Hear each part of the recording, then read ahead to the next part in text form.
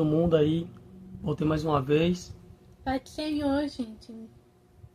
Temos aqui mais uma vez fazer um vídeo, né? Para falar da palavra de Deus. Resolvi trazer hoje ela mais uma vez. Faz muitos meses que ela não participa dos vídeos. Vocês podem ver a câmera balançando um pouquinho, porque o local que a câmera ficava fixa, né? Na ring light fixa aqui, não tá dando mais para fazer. Então colocamos em cima de umas coisas aqui que fica pendendo um pouquinho. Mas o importante é se ligarem na mensagem. Amém? Hoje a palavra que a gente tirou foi o vaso do oleiro. Jeremias 18, do 1 ao 4. A palavra do Senhor diz assim: a palavra que foi dita a Jeremias da parte do Senhor: levante-se e desça até a casa do oleiro, e lá você ouvirá as minhas palavras. Desci à casa do oleiro, e eis que ele estava trabalhando sobre a roda. Como o vaso que o oleiro fazia de barro se estragou nas mãos, ele tornou a fazer dele um outro vaso, segundo bem lhe apareceu. Então a palavra do Senhor veio a mim, dizendo: Casa de Israel, será que não posso fazer com vocês como fez esse oleiro? Diz o Senhor: eis que vou ao barro, como o barro na mão do oleiro. Assim são vocês na minha mão, ó casa de Israel. Amém? Amém. Em algumas Bíblias estão escritas diferentes, né? Mas a palavra é tudo mesmo, o entendimento é tudo mesmo. Em nome de Jesus. Pois é. Amém. Hoje a gente vai estar falando sobre essa palavra, que a gente cada dia possa ser moldado. Na palavra diz que a gente tem que ser cada dia moldado, a gente tem que ser um vaso novo, que a gente possa se quebrar na presença de Deus. O que é se quebrar, ser um vaso novo? O que é? O vaso que a gente tem que ser quebrado, a gente tem que se aquebrantar aos pés de Cristo. Não somente na igreja, mas também dentro do nosso quarto, que a gente possa se ajoelhar, que a gente possa se derramar na presença dele. Porque assim a gente possa ter uma intimidade muito grande com ele, que é assim que Deus irá fazer, irá nos moldar, que Deus possa cada dia, a gente possa estar firme na presença dele, se quebrantando, né? Não só em sexta-feiras, ou em quinta-feiras, ou em domingos. A gente não tem que ser quebrantado só nos dias de culto. A gente tem que ser a gente tem que se quebrantar todo dia na nossa casa. A gente tem que glorificar a Deus quando a gente estiver fazendo comida, quando a gente estiver fazendo faxina na casa. A gente tem que se derramar na presença dele, em qualquer ocasião. Na minha família, a gente tinha minha avó tem uma mania não, uma coisa que ela pegou de hábito bom, dela, de orar toda vez que for comer a comida. E isso ela pegou e falou, tipo assim, virou na gente e falou: vocês têm que pegar esse hábito, porque eu vejo que vocês, qualquer ocasião, vocês estão querendo comer sem orar. Até que um tempo atrás, né, a gente foi fazer um churrasco lá de virada de ano na casa do meu pai. A gente acabou indo, todo mundo indo comer sem orar. Eu falei: pai, bora orar. A gente tem que orar, apresentar nossa comida a Deus. A gente não é porque a gente tá comemorando assim algo simbólico, né, de virada de ano, não. A gente tem que... Antes de tu continuar, neguinho, é porque aquela coisa, né? Isso é ótimo porque você sempre coloca a confiança de que Deus vai operar até na sua comida. Entendeu? Pode acontecer de comidas, né, que são passadas por locais que a gente nem vê, a gente sabe nem por onde é que essas comidas passam. Pode chegar na nossa casa com algum vírus, alguma bactéria. Ou até mesmo, entendeu? Pode lançar até seta maligna, pra pessoa se sentir mal quando comer a comida. Fazer mal a comida mesmo, fazer mal a nós, através da comida, entendeu? Até coisas graves. Então, Na palavra de Deus também não fala que a gente vai pisar serpentes, né? Escorpiões, tomar coisas venenosas e não nos fará mal. Na questão de não você sair fazendo tudo isso na loucura, não. Na questão que Deus está de olho e Deus está te livrando de todo mal. Mas a partir do momento que você já começa a ter a mente firmada nisso, vou comer tal comida, não sei nem por onde é que veio, nem por onde é que passou, melhor sempre orar. Falar com Deus, pedir para Deus tirar todo o vírus, toda a bactéria, né? Tirar toda a obra maligna que venha relacionada a acidentes. Por aí vai. Isso você coloca mais confiança no agir de Deus, até mesmo no que você come. Exatamente. E todo dia a gente tem que morrer para nascer outro novo eu. Né? A gente tem todo dia, a gente tem que morrer para a gente cada vez mais se fortalecer em Cristo. A gente tem que estar firmado na rocha. Então, todo momento a gente tem que apresentar. Uma coisa que eu peguei com meu marido, com meu esposo, que a gente... Antes eu não tinha essa rotina. De toda hora a gente tá orando. Eu não tinha mania de ficar... De toda hora ali orar. Orar ali de manhã quando acordar. Quando a gente ia comer. A gente tinha... Minha avó tem esse costume, mas a gente não pegou em prática. Então, quando eu casei com meu esposo, ele falou, amor, bora começar...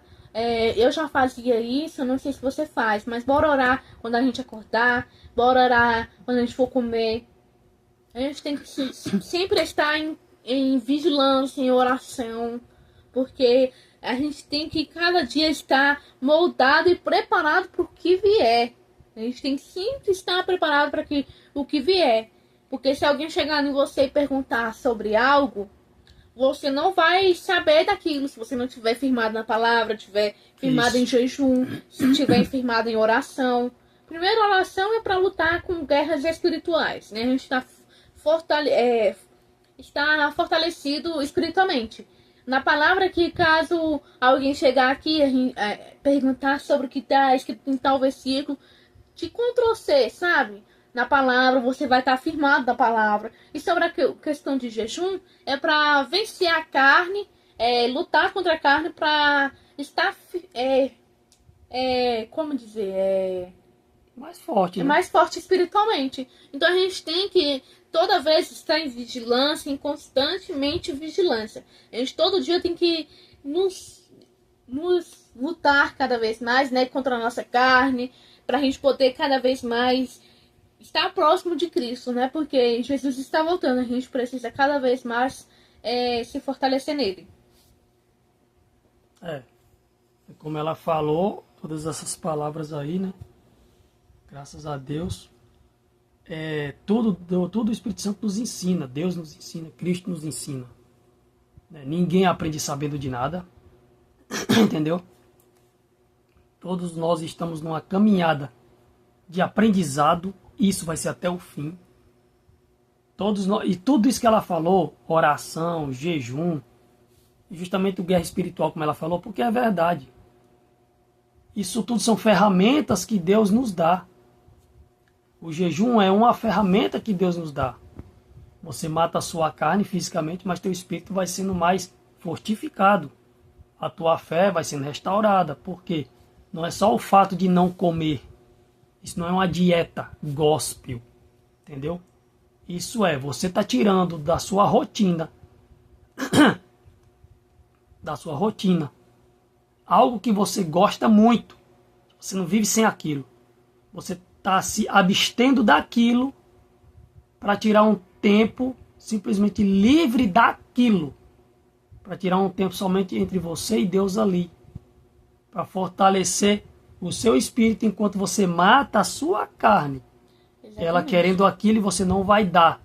Porque aquilo é um meio que você pega assim, eu vou me abster disso para que o Senhor haja na minha vida nisso. Eu preciso que o Senhor haja nisso. Isso não é uma barganha. Isso é algo que eu necessito. E se na tua palavra diz que nós precisamos fazer isso, então eu vou fazer isso. Fortifica minha carne hoje em cima de algum alimento, seja o que for, cada um escolhe a quantidade que vai tirar, ou se vai tirar tudo, né? quantas horas vai passar. E veja bem, antes da gente começar esse vídeo, a gente orou, apresentou a Deus, e uma amiga minha entrou numa live aqui comigo. Conversamos muito sobre questões espirituais, coisas que ela está passando, dificuldade. E quando eu menos esperei, Stephanie estava jantando na hora, ela resolveu ir jantar, enquanto eu ficava conversando com essa amiga minha. E começamos a falar sobre o arrebatamento. Eu falei tanto que teve uma hora que quando eu fui falar, o Espírito Santo me tomou tanto, com tanta força que eu caí no choro. Eu não falei em línguas, apesar que eu já fui batizado com dom de línguas, eu não falei em língua nem nada, eu só chorei. Eu caí em choro profundo aqui. Antes de fazer esse vídeo, por quê? Porque eu senti a presença dele fortemente na hora que eu falei para essa minha amiga o quanto está eminente a volta de Cristo para pegar a sua igreja, tirar todo o trigo do meio do joio, entendeu? Tomar para si todos os seus escolhidos, aleluia. Está iminente, irmãos, e precisamos nos fortalecer em Jesus Cristo, como ela falou. A cada dia que passa, como ela falou. Entendeu? A cada dia os rumores de guerras estão por aí. Doenças aparecendo cada vez mais. Na palavra de Deus diz que Jesus fala para os seus discípulos: eu tenho falado tudo isso para que vocês saibam que quando tudo isso acontecer, eu já tinha dito que iria acontecer. E quando tudo isso acontecer, nós possamos estar preparados para poder estar lá na presença com Ele. Isso. Estar cara a cara com Ele. Porque se a gente não estiver preparado, a gente vai ficar nesse mundo cruel que acontecerá. Isso fala o quê? Que em mim vocês tenham paz. Tenham paz. Simples assim. Vamos aproveitar, irmãos. O ano virou. Mas o que importa não é o ano virar. É a comunhão que a pessoa está com Cristo. É a comunhão. Deus está testando muitos crentes hoje em dia para saber o quanto está depositando a fé e a confiança nele. Porque tem gente que está desacreditando da palavra dele, está desacreditando no que Deus irá fazer na vida da pessoa. Estão voltando para o mundo. Exatamente. Acha que vai resolver estando fora de Cristo. Mas mal sabe que Deus é o único que pode resolver o que acontece em nossas vidas. Se a gente não depositar nossa fé nele, nem confiança nele, o que será de nós? Se a gente não depositar a nossa fé nele e a nossa confiança nele. E o propósito que ele há de ter na nossa vida é muito grande. É muito grande mesmo. Então a gente tem que estar sempre confiando nele. Para que quando ele vier, a gente possa estar lá no galardão com ele. Na grande cidade. Nova Jerusalém. Nova Jerusalém. Então a gente tem que sempre estar preparado para poder, quando ele vier, a gente não ficar. Ah, mas tem sempre aqueles que sempre estão falando, vocês não vão por conta de estar com o braço de fora. Ou porque você isso e aquilo, entendeu? Irmãos, é complicado, né? Entrar nesse tipo de assunto. E também não vou entrar nesse tipo de assunto. Exato. Cada um com Deus, e Deus tem um chamado específico para cada servo dele. Deus pode me chamar de uma forma que para outro Deus não chame. E às vezes ele possa achar ruim o meu modo, ou o modo dela, ou o modo de algum de vocês. Mas tem que lembrar que Deus usa as coisas loucas para confundir as sábias. Quando existem pessoas que acham que são sábias demais, Deus vai lá e derruba.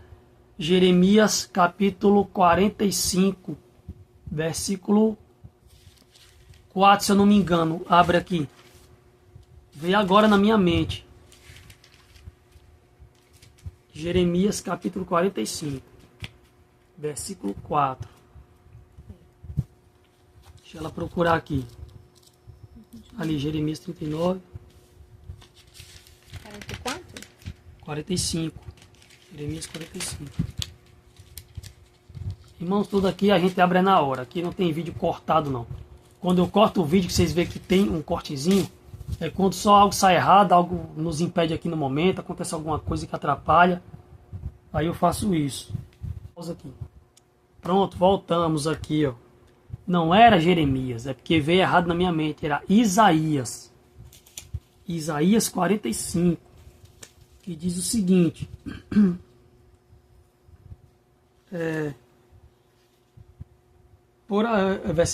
versículo 4.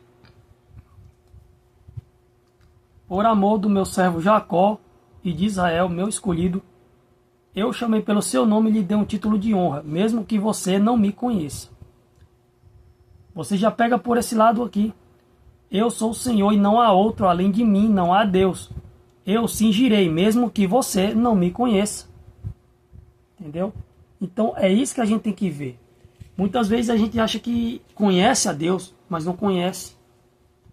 Assim como Jó, conhecia por ouvir falar, não conhecia cara a cara. Mesmo que Deus mesmo que a gente não conheça Deus, Deus nos cinge, Deus nos escolhe, Deus nos chama e Ele que coloca o propósito para a gente. E Ele que nos chama da forma que Ele deseja, que Ele quer e da forma que Ele vai usar. Não interessa se a forma que o meu irmão está sendo usado é diferente da minha. Eu tenho que me alegrar. Por quê?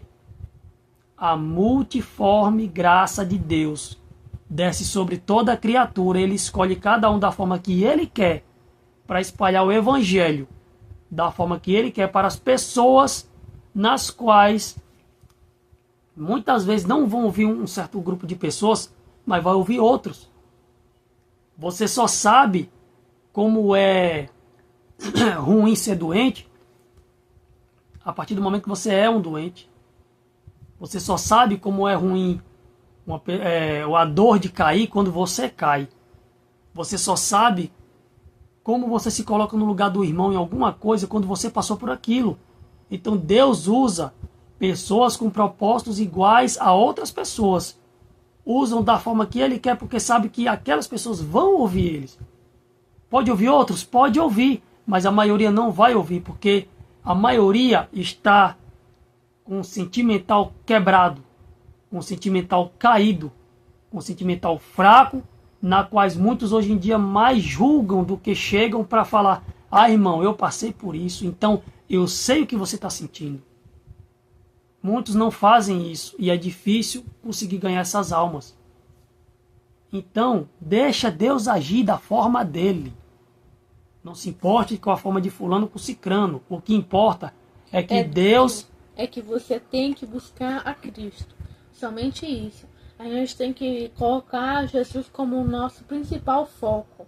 Porque se a gente se importar a colocar a vida pessoal da outra pessoa, da maneira que ela vai buscar Deus ou não, como nosso principal foco, a gente acaba nos distraindo.